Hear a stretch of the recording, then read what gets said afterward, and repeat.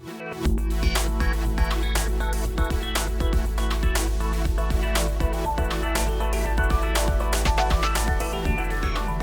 guys, I'm the Impaired Grappler and welcome to my podcast. Today we have a very special guest from San Francisco. It's Denny Prokopos. So we talk about the Greek heritage and mentality, the influence of Alexander the Great, the philosophers and the Spartans on his life. We get into mental health, suicide and homelessness, especially in San Francisco there. We get into him teaching Jiu-Jitsu and wanting to become the best teacher, the best fighter. We talk about politics in Jiu-Jitsu, the lack of prize money, his beef with Charles Sonnen. We get into injuries, including head trauma that he had from a car accident a few years ago. And we get into some strength and conditioning and recovery recommendations that he has. Be sure to check those out.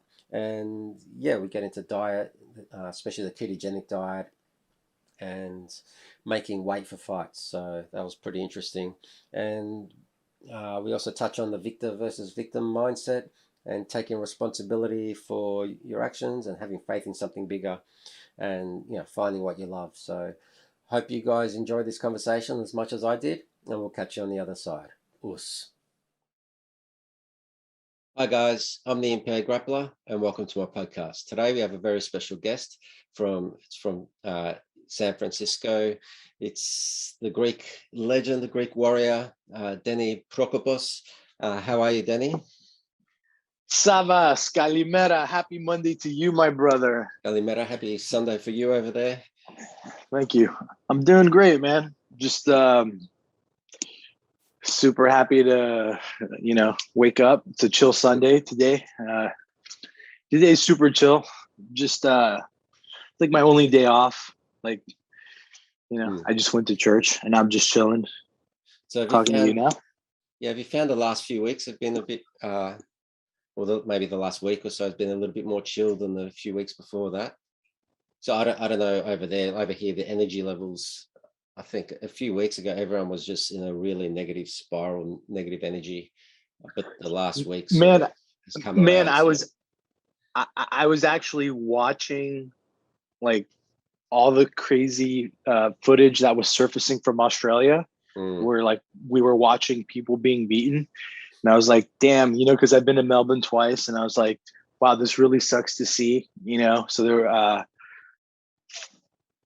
so that really sucked to see for Australia, because like I love Australia. It's such a beautiful place, and the people are such wonderful people, and it was terrible to see how the cops were being so draconian and like, just really abusing the people. It was terrible to see that.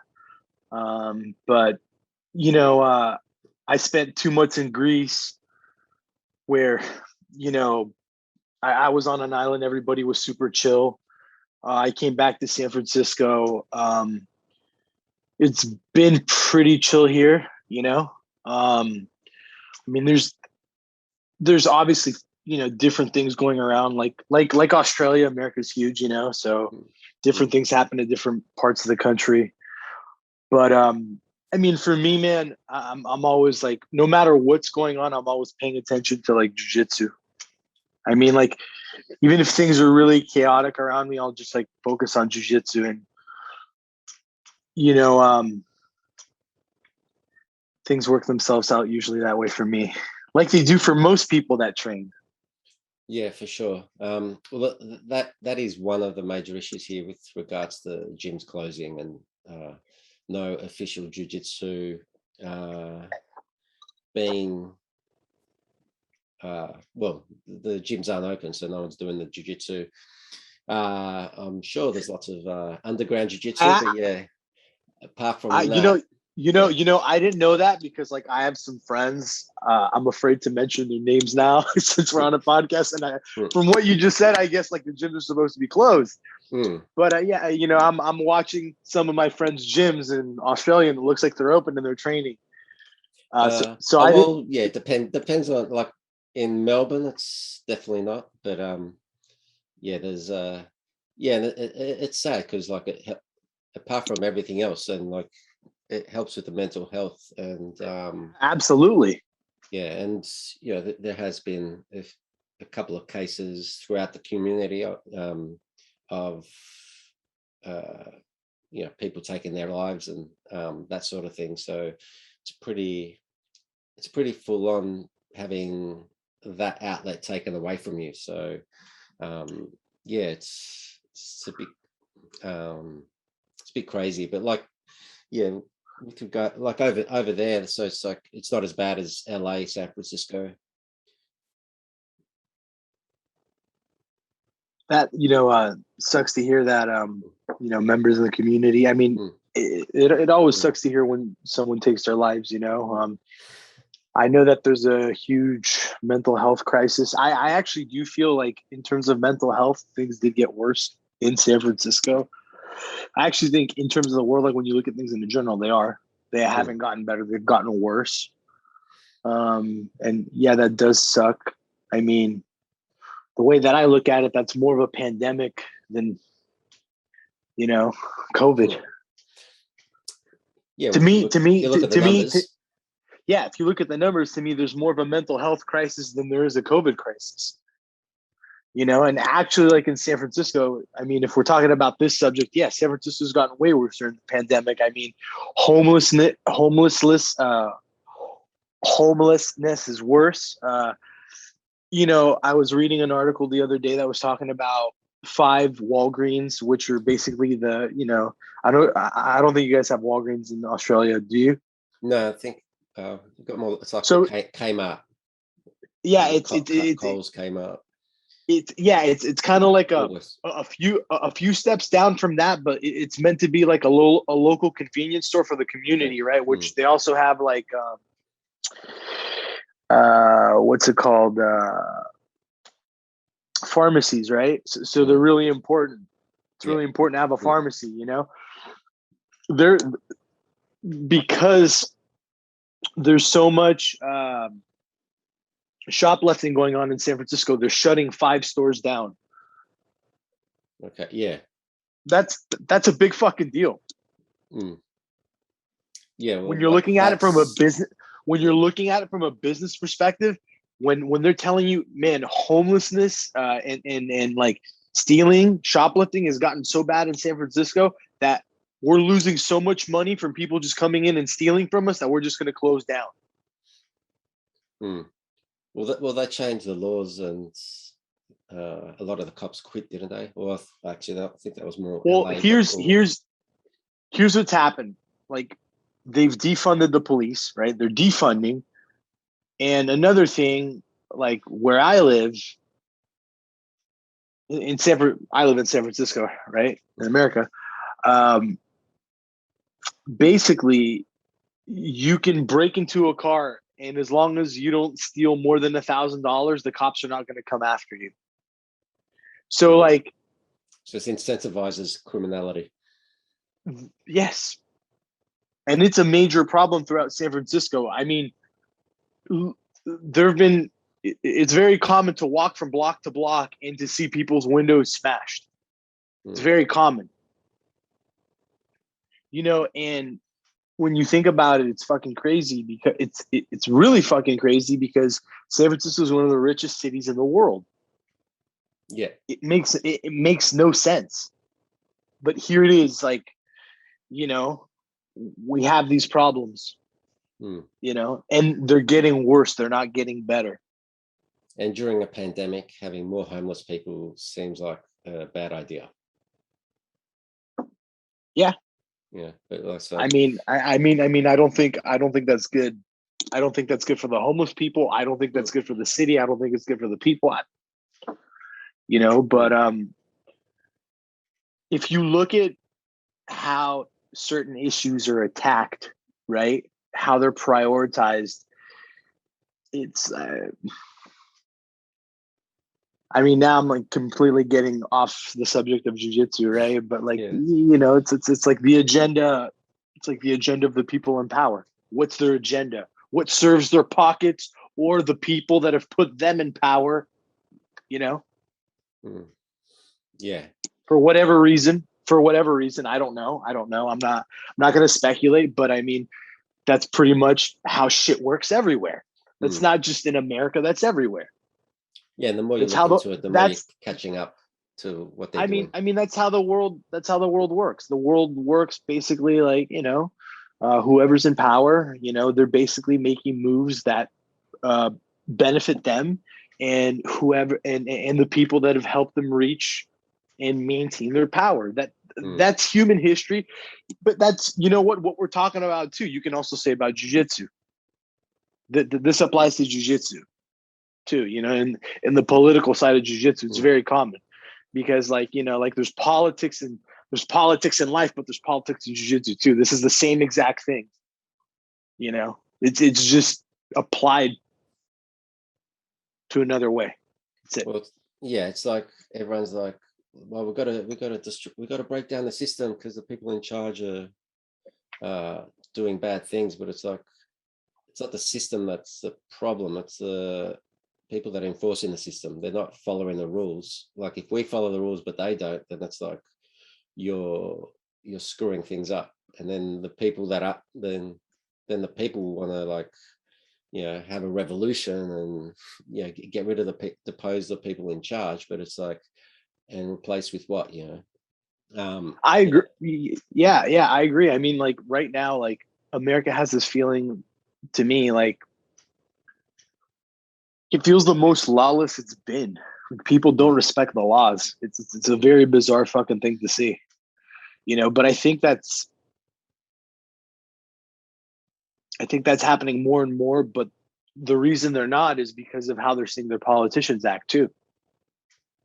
It's like, if they can do it, we can do it too. Yeah, and so it just makes things worse. Yeah, it justifies. It's like it's like a dog eat dog mentality. They're doing it so it's okay, Yeah, but yeah, fair enough. Well, like if we look at history, especially where you're from Zakynthos, yeah. Yeah, my mother's side is from Zakynthos. Yeah. My dad's side is from Kadila, Peloponneso. Okay, so like, well, in Zakynthos,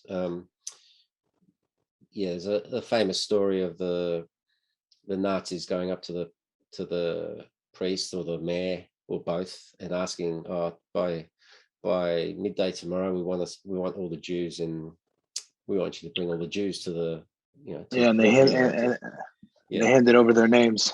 Yeah, well, but they organized for the Jewish people to they sent them to the mountains to be to be protected by the local community, and then they went up the next day. The mayor and the priest went up to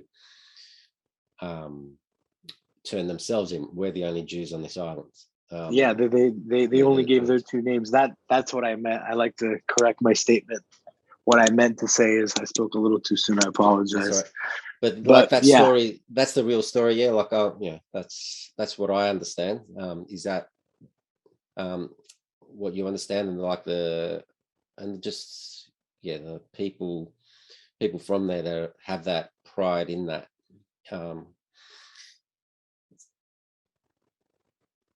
And it's a very proud race, and like the Greeks just in general held back the Nazis for a while, and it's that whole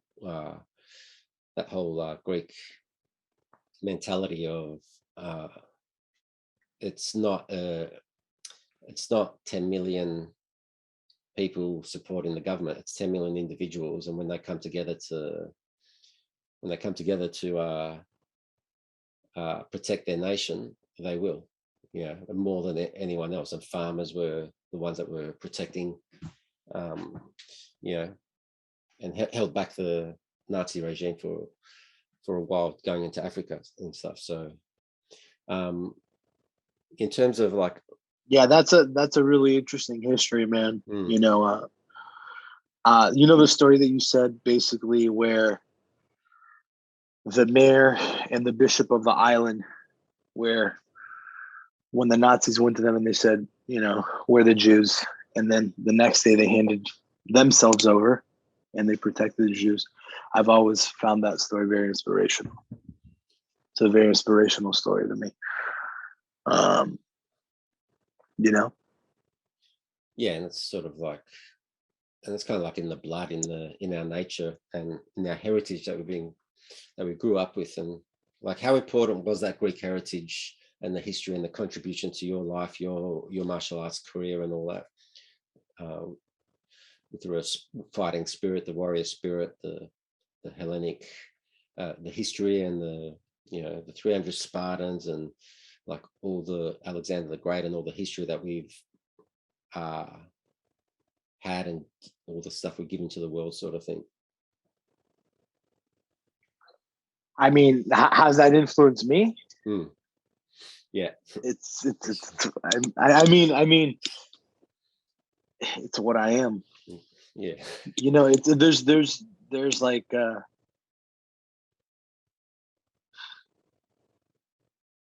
there's no Denny like without that, like my identity of who I am and how I view myself as a fighter connects to that. I mean, growing up, my father taught me a lot about Greek history, and then he got me really into it. He got me really into Greek history, Greek philosophy, and I was basically raised on that, and I've kept studying it up until now.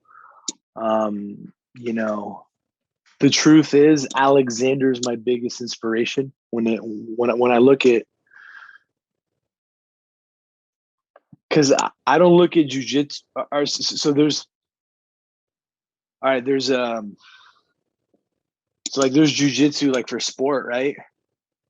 But what is jiu-jitsu really for? Jiu-jitsu was invented for war. It's really it's a martial art. Martial meaning warlike art. Jiu-jitsu, gentle art, gentle way. Was originated for the samurai, right? So like when I was a kid, and I learned about how basically Alexander basically wanted to conquer the world. I want to conquer jiu-jitsu, and he wouldn't take no for an answer. I won't take no for an answer.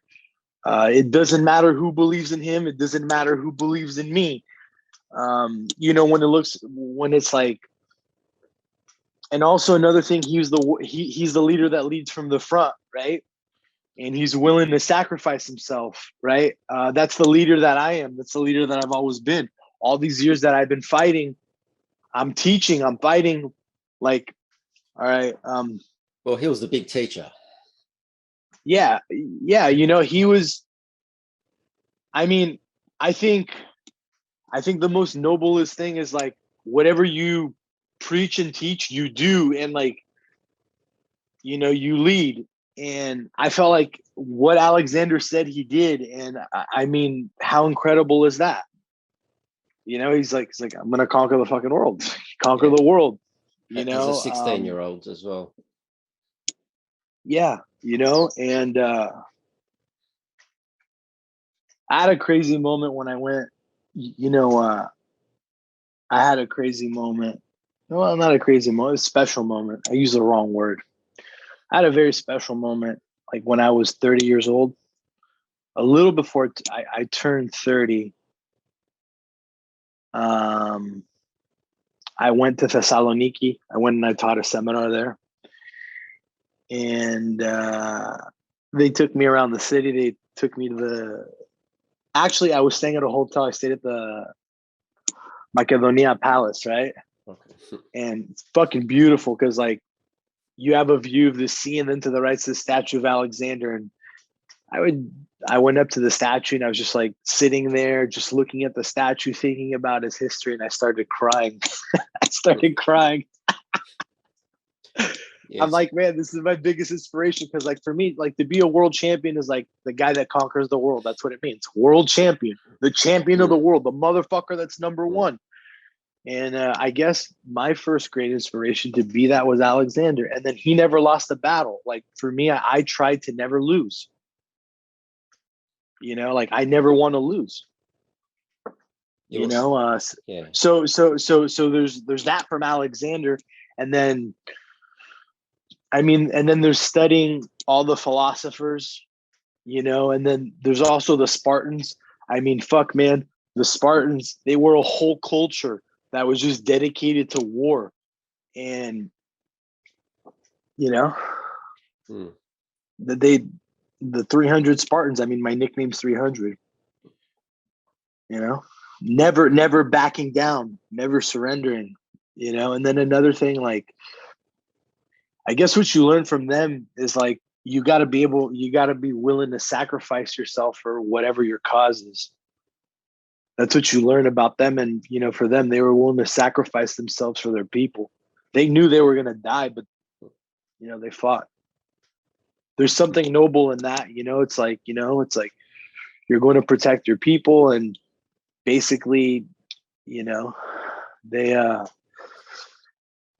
that's a whole unique history within itself. They basically held the Persians off, and they ended up dying, but that inspired Greece to reunite and then fight Persia, Yeah. and win. And in dying, they've like cemented their immortality, so they live forever. They live forever. We're talking about them thousands of years later. So, Yeah, look at modern culture. There's like movies. There's movies about them. There's books written about them. There's TV shirts. There's TV shows. There's shirts. Yeah, I've got 2 shirts. Yeah. I made my rash guards like. Yeah. I saw that orange one that you had on. I saw, orange rash guard. With the Spartan helmet on that you got. So it's like with regards to teaching and all that, how has teaching helped you, and with all that inspiration from the Greek Hellenic, so how's the teaching helped and sort of bring it all together? And like, have you seen a change since you opened up your own school?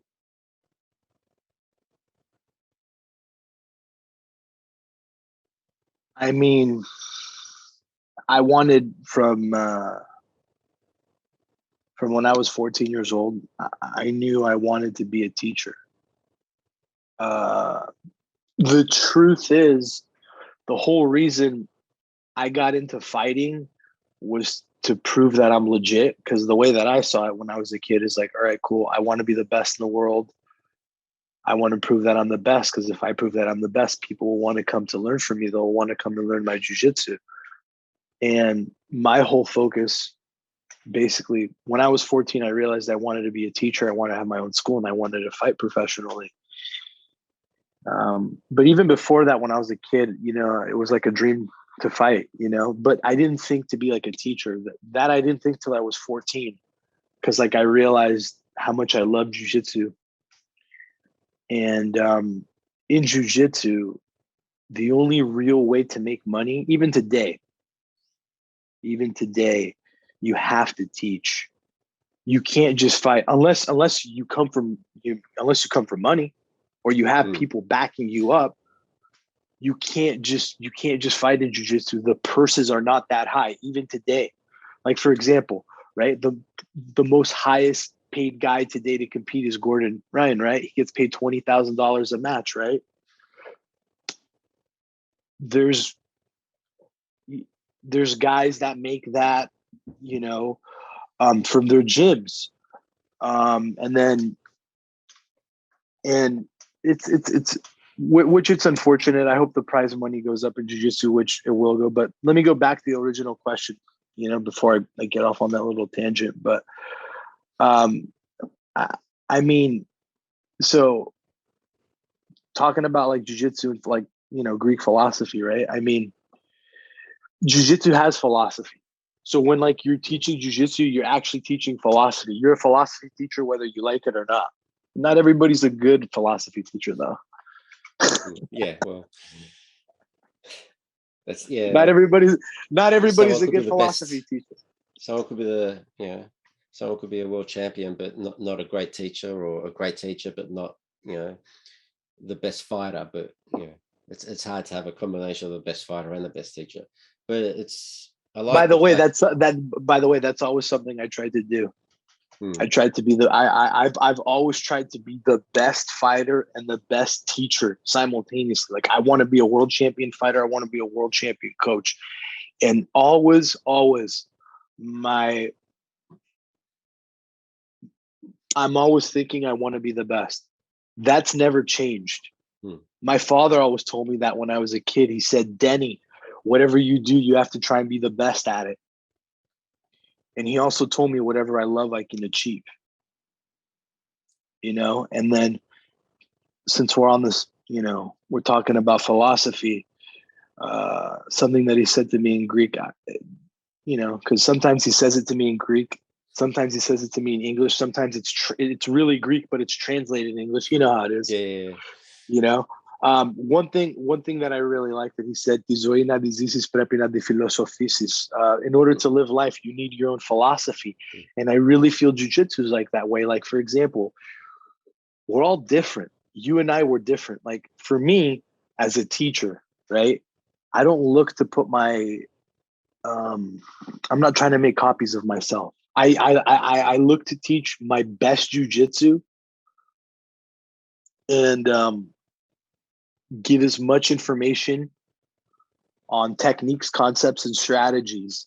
And then my students' job is, like, I can help them put it together, but they have to put it together. And as a teacher, see, here's the thing. A lot of people want their students to listen to them. I don't care if you listen to me. I'm a little weird like that. Here's what I mean. I didn't become who I became by, like, listening to people. No one ever told me, Denny, you need to go train. No one ever told me you need to go this, you need to go do that. Like, I wanted to become who I became. This is not a mistake. Like, me being who I am, it's zero mistake. So I'm not the type of, like, if I see that you're fucking up, I'll talk to you. Right. But and when I'm teaching people, I correct people. If I see someone making a mistake, I'll immediately, like, correct them. Right. But I don't force myself on, just Hmm. because, like, my way to success was I wanted it. Like, the guys that are world champions, they want to be world champions. I mean, someone may have told them you have potential along the way, or they just wanted to be it, but, like, That's half the story. yeah. But here's the thing. I have regular people that come to me that, like, they're not motivated or whatever. And, like, my job is to motivate them. I can easily motivate people. But, like, for me, myself personally, my motivation is just to always get better. And it's just that simple. I'm just motivated by just constantly becoming better and being the best. And here's the thing. Sometimes in my life, because of my injuries, I have not been able to pursue being the best fighter in the world. So I mentally changed the frame to I'm just going to focus being the best me. Hmm. Well, You know what I'm saying? yeah, Because sometimes, like for me, I've been doing jiu-jitsu for over 20 years. I've been competing for over 20 years now, right? Sometimes, because either of injuries or political reasons, I have not been able to fight. Like, for example, right now, I can fight. I'm healthy enough to fight, right? But politically right now, some political things happen. I'm not fighting. You know what I'm saying? yeah, So yes, yeah. Well, it's like I've got a saying: keep politics. Well, it's not really a saying, but it's basically just keep politics out of jiu-jitsu, keep politics out of everything, even keep politics out of politics, because the politics is ruining the world pretty much. so I agree with that statement 100%. That's the first thing I like to say. But here's what I learned. Because when I was younger, I thought that, but then I realized I had to be a politician. Mm. Like, even me, whether I like it or I don't, I play politics. Yeah. Everybody does. Everybody does. Now, here's the thing. I will not deny the game. I won't deny the game, but I'm always me. Mm. And, like, because to deny politics is to deny what is the actual reality of us animals. We're animals. We're humans, but we're animals, you know. Yeah. This is part of our structure, this political fucking thing, this thing of fighting for position, of being number one. Whether we like it or we don't like it, it exists in everything. Like politics is in everything. It's in fighting. It's in even fucking religion, man. You know, like if you go and you look at, nothing is above politics. Politics is just a part of everything. Now, there's a lot of people that will hear me say this and they're like, man, I really don't like what he's saying. I don't like what I'm saying. I don't like what I'm saying, but it's just it's the nature of what it is. Like, for example, it's like a part of nature. See this? This is a cup. It's a cup. It's a coffee cup. You know, like, man, did you read Rickson's book, Breathe? No, I just got it last week. So I would highly recommend this book to everybody. So I listened to I actually got it on Audible, and I listened to the whole thing when I was flying back from Greece. Right? Took me 9 hours, and like I couldn't stop. I was like, oh my God, this is so fucking amazing. You know, I mean, he even talked about the politics between himself, his older brother, and his father, and how they chose to put Hoist into the UFC, and how he basically went to Japan, which for me, I always knew this. But the only reason I can personally talk, I always knew this, but I would never talk about it then. But since it's written in a book, I'll discuss it. Because, like, you know, by the way, that's actually me playing politics right there. Why wouldn't I talk about it then? Well, you know, you know what it is, but some people might get offended. But hey, there's a book now, so it's out. Rickson said it, so, you know, let's talk about it. Let's say the truth. Let's say the truth. So, like, I looked at this and I was like, fuck, man, this is the greatest of all time, and they didn't give him a shot in the UFC. And I kind of like related it to my kind of story. And you're like, what the fuck do you mean, Denny? Well, I don't claim to be the greatest of all time. Like, Rickson's the greatest of all time, but I am one of the best of all time at 155 pounds. No gi submission, only jiu-jitsu. Now, why do I say that? I say that because I've won every title at 155 pounds. And I can still fight at 155 pounds. My last fight, Sugg booked me at over 170. My opponent was like 205. I was 173, right? That's just what they booked me for. But if you look at all the best guys today at 155, or some of the best guys, I've beaten them. Or at 170, they're getting opportunities, and I'm not getting opportunities. Now, some people would say, Denny talked a lot of shit. He said this, he said that, but I had a reason for saying what I said. I wasn't like, you know, because like I said some things, like I called out Chael. Why did I call him out? Because he said he would give me fights. Where's the fights, you know? And then, you know, there was like the whole thing with Lover Not a Fighter. You know, he made fun of me when they offered him a fight. He LOL'd me, and you know me. And I was like, okay, cool. I had let that go, but then actually I said that wrong. Let me go back. They offered him a fight with me. It was good money, by the way. And he said he's retired, you know, and LOL. Yet he goes on to challenge Gordon Ryan, right? So I'm like, all right, so you're retired. You're retired when it comes to fighting me, but you're fine with fighting Gordon, right? You're fine with that because you're cool with losing to him, but you're not cool with losing to me because you know you will lose to me. And for me, everybody's like, why does Denny want that fight? Well, it's like, dude, we're like the two. He's definitely one of the best of his time, and I'm definitely one of the best of my time. I won ABI. He lost. I won FILA Worlds. He lost.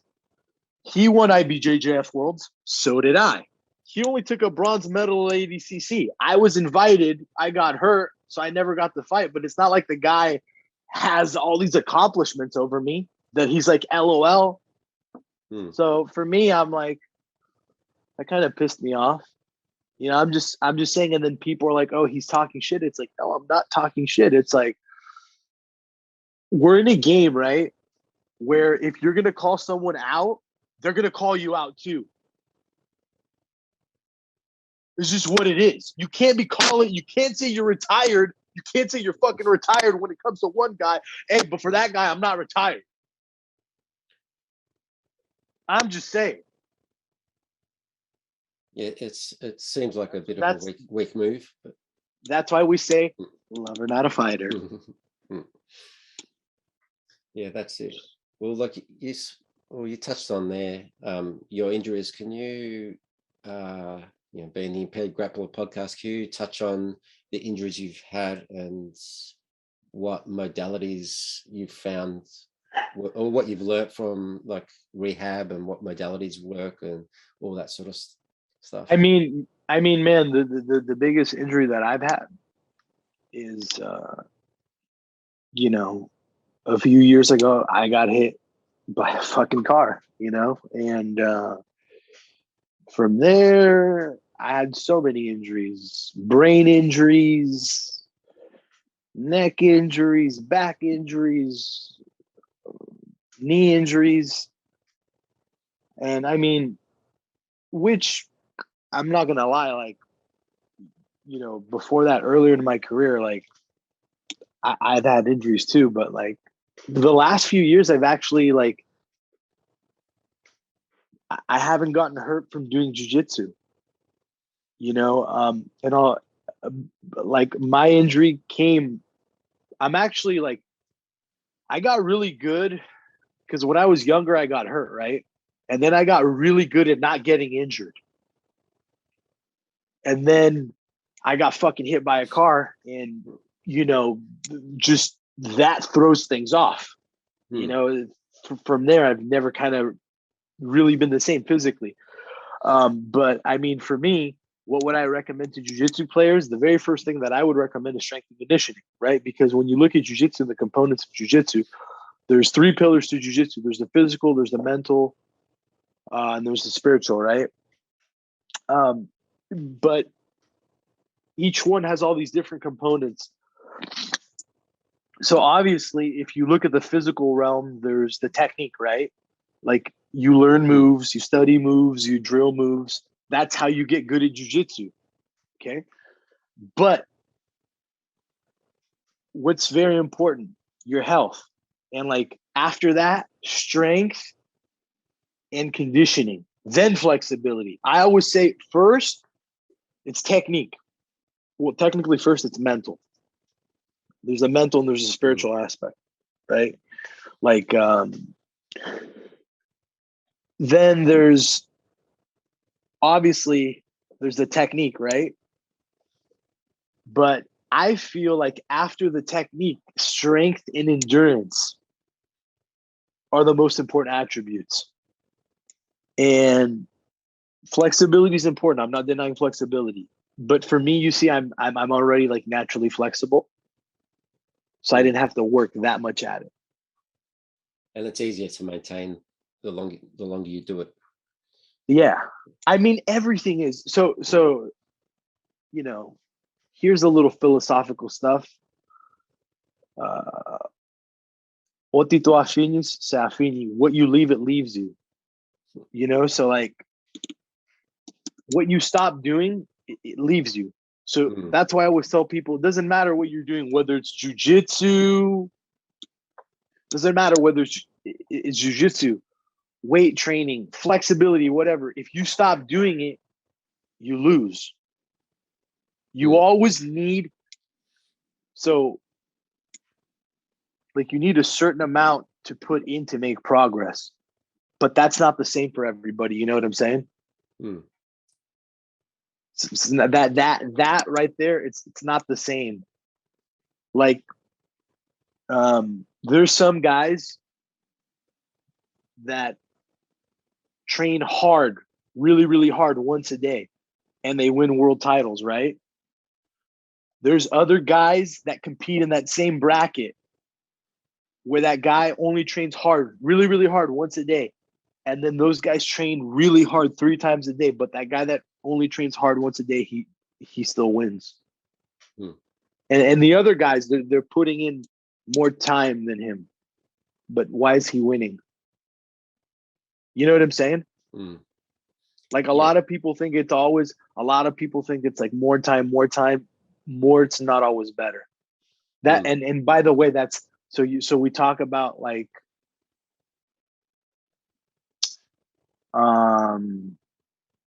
we talk about like not getting injured, right? Mm.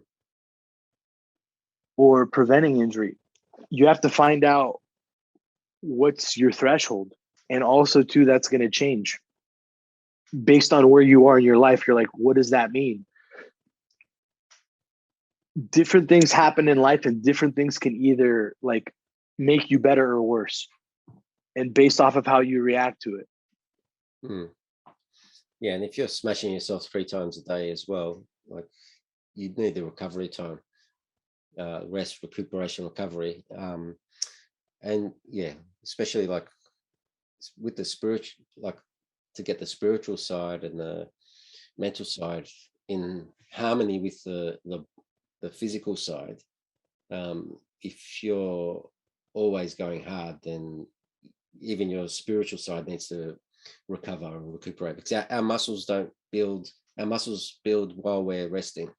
They don't get built up while we're pumping iron and in the gym and working out or going. Yeah, you definitely need time to recover. Like recovery is part of training. That's what a lot of people don't understand. Mm.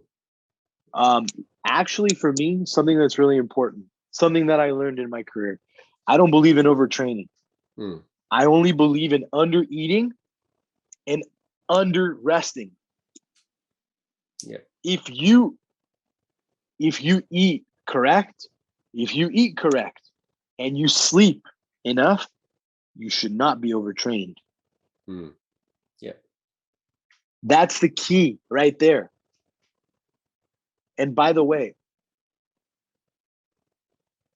another thing is that a lot of people that so everybody's different. For me, I change up my training. Mm.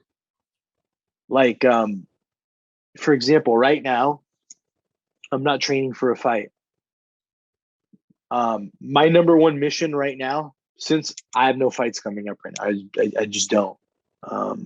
So I'm just focused on teaching, right? So when I'm teaching, I teach anywhere between 1 to 5 classes a day, right? When I'm teaching, I focus on training at least once a day in jiu-jitsu and at least once a day in strength and conditioning. You know what I mean? Yep. Usually 5 days a week, like right Mm. now. So like I'll do 5 jiu-jitsu, like right now, my current routine right now would be I do 5 jiu-jitsu sessions where I'm actually like drilling and sparring. And then there's all these other sessions where I'm just teaching. And then there's one where I'm lifting. But here's another thing too. Like um a lot of my lifting is focused on me being healthy. And like Mm. I actually like my weightlifting is discussed between like how I'm feeling it. Like I have my chiropractor, I have my acupuncture. Like I by the way, I really think you should do chiropractic and acupuncture too. That's probably like the best thing for jiu-jitsu you can do for Mm. maintenance. Mm. I also think sauna is really important. Sauna and also cold plunge. I'll do that. I'll do that once every 2 weeks. I foam roll every day. Foam roll every day. Like I wake up and I foam roll. Mm. And also, the gun, the massage gun. That's Yep. really important for recovery too, man. Mm. So um Work out all those knots. I mean, here's the truth. Like a lot of the times when like we're feeling hurt in jiu-jitsu, it's not the bone, it's the muscle. And it's the muscle that's causing pressure on the bone, right? Mm. And what's also really good for people that have like neck or like back problems, like neck traction. Mm. So, and like all these things that I'm telling you, you can't stop doing them. Like, for example, for me, right? Every day, I don't wake up every day and be like, fuck yeah, man, I want to lift every day. It's not like that. There's days that I wake up that I'm like, I don't feel like doing this, but I then talk myself into do it. I always ask myself the same question. It's like, do you want to get better? It's like, yes. And then it's like, all right, well, you're not going to get better by not putting in work. But I will tell you something else though, too. As I've aged and, I'm training all my life. If I feel like I'm hurt, I'll train a little bit and then I'll stop. And then and I've actually gotten better like that because there've been periods in my life where I've been really injured. Right. And like, all I've been able to do is like weight training and flow rolling, or like just weight training and lots of drilling. Cause like for me, I'm when I'm doing jiu-jitsu, I always have to teach. In order to get better at jiu-jitsu, you have to drill, and you have to spar. You can't get better, right, at jiu-jitsu, because that's but then what else helps you is the strength and endurance. You know what I'm saying? That's why, by the way, that's why I'm so into kettlebells. And I always, because like many times people ask me like, Denny, what's the best thing that I could do outside of jiu-jitsu? Well, kettlebells. And another thing that I would recommend to everybody, I recommend that you study jiu-jitsu. Like, you study your favorite fighters, you watch them. And, that's really important. Yeah, well, that what other spiritual questions do you have? What other questions do you have? So I've kind of gone off on tangents. I'm sorry if no, that's a little all over the place. I actually prefer the tangents. That gives me less to do. And I'm just trying to like give you complete answers. I'm just trying to give you complete answers. Like, my brain goes off in a million different directions. Like, as I'm talking to you, I'm like thinking like 3 different fucking thoughts that I want to tell you. Yeah. Well, I actually wanted to ask you about like your thoughts on being the victor in terms of instead of the victim, and I think you basically have sort of covered that sort of thing. But is there anything you want to touch on that, like the victor versus victim mindset?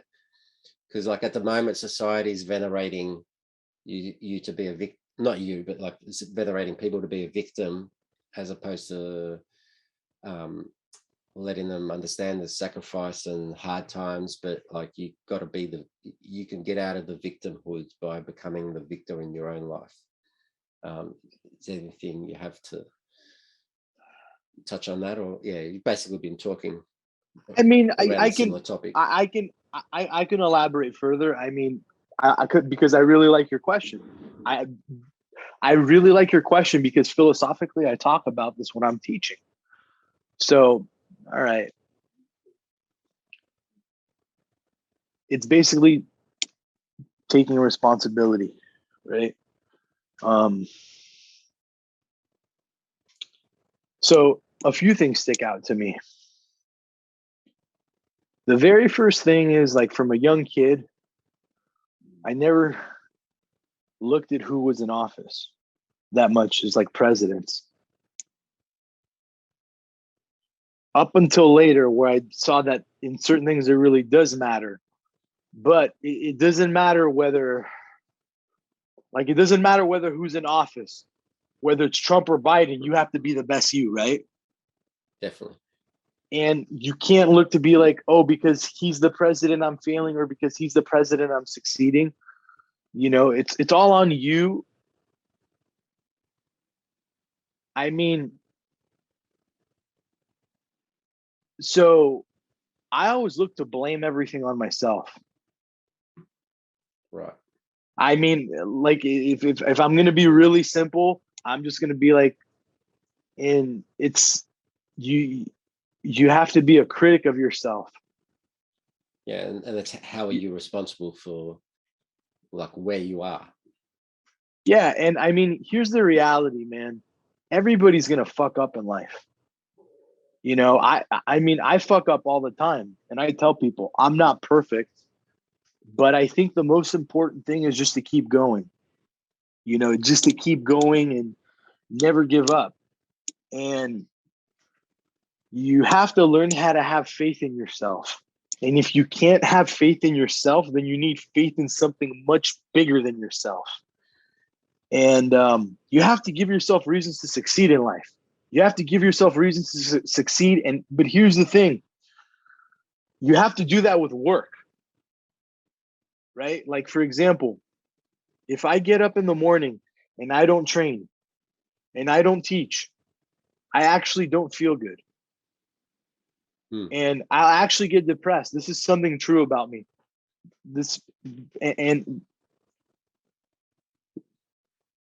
So I'm just talking about myself as a person. Like, I actually, like myself, I have to do things. I have to do things. If I don't, if I don't feel like I'm making progress in my life, I get depressed. And I start to feel like I'm wasting my talents and I'm wasting my life. I mean, I'm not gonna lie, I fucked up. I made mistakes, but I always try to get back up and keep going.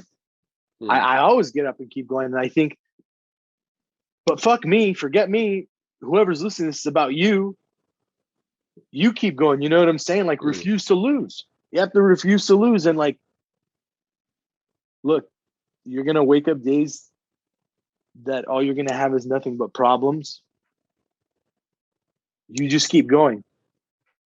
That's it. You just keep going. I mean,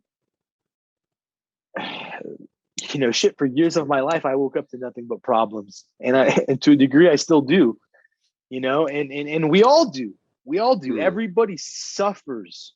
Everybody suffers from something. I'm not special. No one's special in that regard. We all suffer. But just fuck it. Find what you love.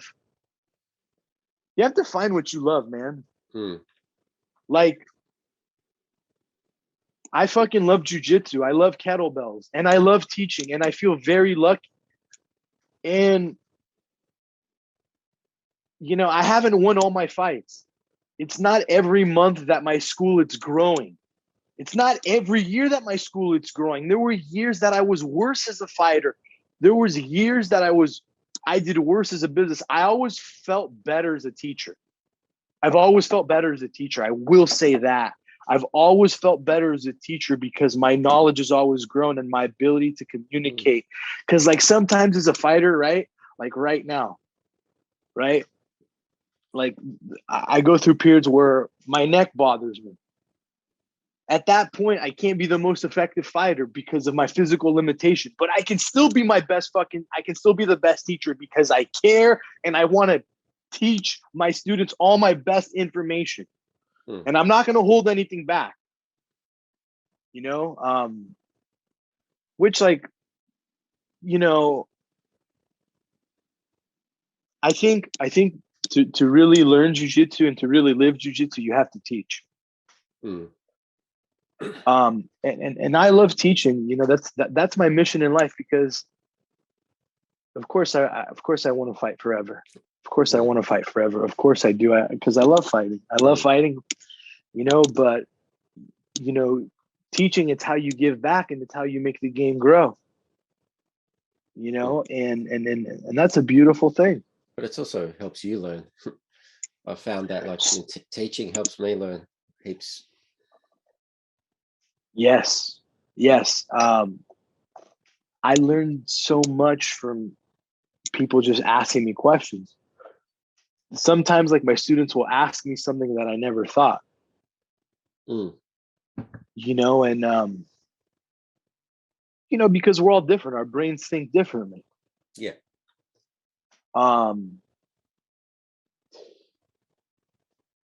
For me, at this point, I feel like I learn equally teaching and training, and here's something that's really cool. I feel like the more I teach and as time has gone on and like the better understanding that I have of jiu-jitsu, the more I'm learning from teaching. Like it only increases. I only feel like my knowledge is increasing. And here's the thing, like, um, I I buy everybody's instructionals, and I love Mm, studying. mm, So like, so like that's another one too. mm. I Yeah, study all the styles of jiu-jitsu. Plus, I've had great teachers. Had a lot of great teachers. yeah. You know, Well, we've had. so Well, you've had like John Jacques Machado there. Like, went to a couple of his seminars, and yeah, just like the level that he's at, it's crazy. And like him and Professor Sauer, and then like you go to a Rickson seminar, and there's always something different, but it's yeah. And then you just see the different levels, and then if you get to roll with some of these higher dudes, it's like um, yeah, you could just feel the just the refined technique over like decades and decades of training, and even with injuries and impairments, like John Jacques has his hand impairment, he's still being able to have lots of success and all that sort of stuff. Um, yeah, but you mentioned before, like part of being healthy, having a healthy diet, and like sleep and all that. Like we could probably do a whole podcast on sleep and diet, but what would you, or what at the moment? Well, you're not fighting at the moment, but what diet? Um, what's what's your current healthy diet, if that makes sense? so first of all, I'll give my opinion on diet in general. Mm, yeah. We're all different. I view diet the same way that I view my jiu-jitsu. Like for example, one guy um, can eat a heavy carb diet, carbs and meats, right? They can have a heavy diet of carbs and meats, where other guys have to go low carb, where there's other guys where go just straight protein. There's other guys that go keto. Then there's pescatarians, there's Mm, vegetarians, there's vegans. There's all these different diets. I think they all work. I think they all have potential to work. What I would recommend to someone is you experiment with what sounds like what would work best for your for you, where you live, like your access to food, your body, you know what I'm saying, your mm, culture. mm. um I think that's a big and thing, the culture, like eating what your ancestors, like what your body type, what your genetics tell you. yeah, like for example, i've done I've done low carb, I've done keto, I've done the carb, and then I've experimented with all the diets. I mean, if I'm not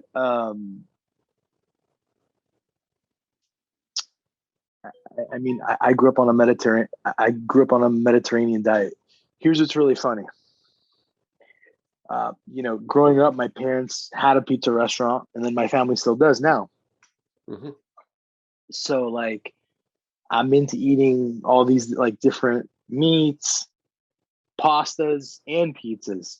Mm, So, like, I'm used to eating everything. You know what I'm saying? And the only time it really mattered to me was when I was trying to get to like a certain weight. You know what I mean? mm, Because like I feel like what my body operates under the best under is like a diet that has everything, but not so heavy on carbs. But if I want to get super fucking shredded and I want to like, I have to eat less carbs. mm, You know what I'm saying? Um, when the last time that I cut to 145, which was in 2016, I did it with a ketogenic diet, and then here was something that really blew my mind away too. Like um, before that, my testosterone was really low. Mm. And I was like, all right, let's see what this can do to my test too. And we really focused on going super high fats. Like I did keto basically for a year straight. Mm. And my testosterone shot up to like high 800s with just a heavy ketogenic diet. So like when people talk to me like, hey man, I want to naturally increase my testosterone with my diet, I think ketogenic is the best for that. And I actually felt too for like recovery purposes with like the least amount of inflammation, that was the best. The only thing that I didn't like cutting to 45, because at the time I felt like I was older, because man, I started competing at 145 when I was 14 years old. And here I was as like a 30-year-old man, I'm still making 145, I felt that when I cut to that weight class, because like at the time I was walking around I was walking around at 170, 173, cutting to 45, even though I was super strong and I was one of the better guys at my weight, felt like it made me susceptible to injuries. So what I would say to people sometimes, like, yeah, you can make the weight, but like, it's not good for your health. Yeah. Especially, you know what I mean? All the time. Yeah. Like if you're cutting weight and you're 170 and you drop down to 45, I just feel like you could, you're a little more fragile. Like, for example, when I cut to 55, I never feel fragile. Yeah. Well, that's why like for me too, that's why I don't cut to 145 anymore. I just feel like where I am in my career, like when I fight, like, yeah, I won't go to 45 anymore. Yeah. Not unless there's a stupid amount of money. Well, I'll do it for the right amount of money, but it doesn't appear to be there right now. Yeah. Well, I cut to 145 at the start of the last year before COVID, and yeah. What did you walk around at? Probably at 160. It was probably I was 155. That was fine. The first day was 155, and the second day was 145. But I didn't make weight the first day. But the second day, I just made weight and ran straight. And then they called my name, ran straight onto the mat. Didn't have time to even get a drink or like fully tape up my fingers or anything. But it's like, okay. But yeah, definitely felt way weaker there. But like with the ketogenic diet, like high fat and the high cholesterol, that's the building blocks of hormones. So it makes perfect sense why the testosterone went up. Yeah. And you know what's interesting? I was eating less. I was eating less, but I was just I actually really enjoyed the ketogenic diet. Yeah, but it's actually a really fucking expensive diet. You can't like if you go keto, you're gonna spend a lot of money because like the products, they're expensive. Yeah, it's not a cheap. I think out of all the diets that I ever fucked with, that was the most expensive. You know why? Because I got into eating the nice cheeses. Yeah, you get into those cheeses can cost a little. 150 gram cheese would be like $10, $15. It's like, okay. But like go back to the village and eat the halloumi, eat the halloumi cheese and everything, like just natural, freshly made from the goats that are there. That's I miss that. Yeah. I miss that. Yeah. I miss that. Yeah, just want to like with regards to you've got your school and everything, and I've noticed you've got some online tutorials on that. Can you talk about what you're offering there? And like, I saw you've got a pretzel grip or something. Can you explain? Just like tell people where they can find those instructionals. Like you were saying, you enjoy buying other people's instructionals and stuff. So is that something that people can get a hold of?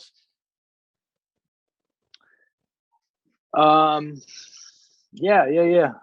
So if you go to BJJ Fanatics, I have 3 DVDs. the Mastering the Art and Science of Locking the Shoulder, Mastering the Art and Science of Locking the Shoulder from the Rubber Guard, and then the Pretzel Grip Guillotine System.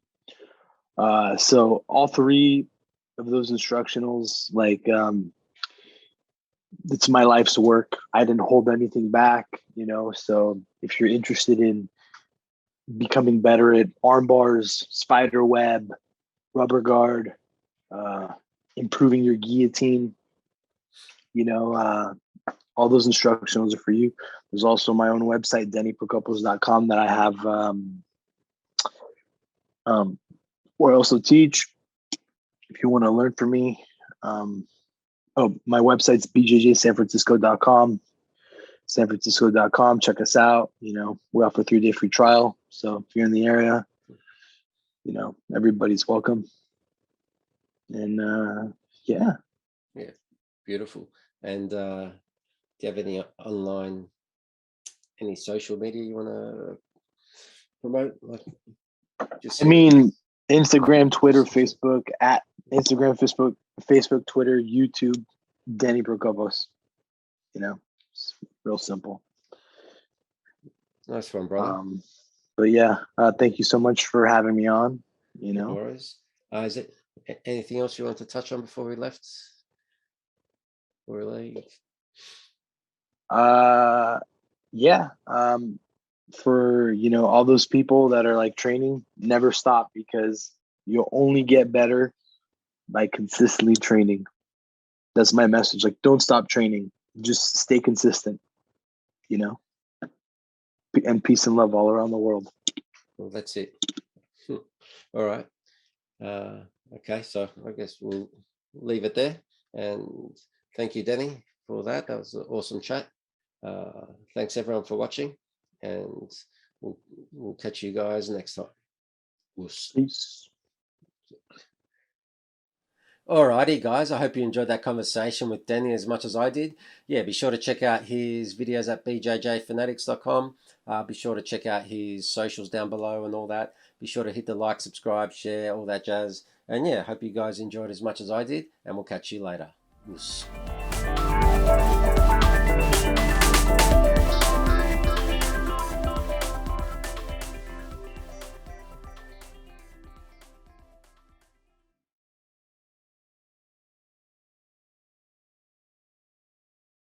Yeah.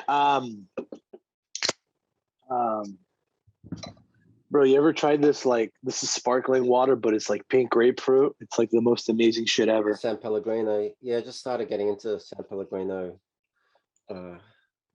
waters, and they're yeah, it's supposed to be one of the best waters for in terms of out of the ground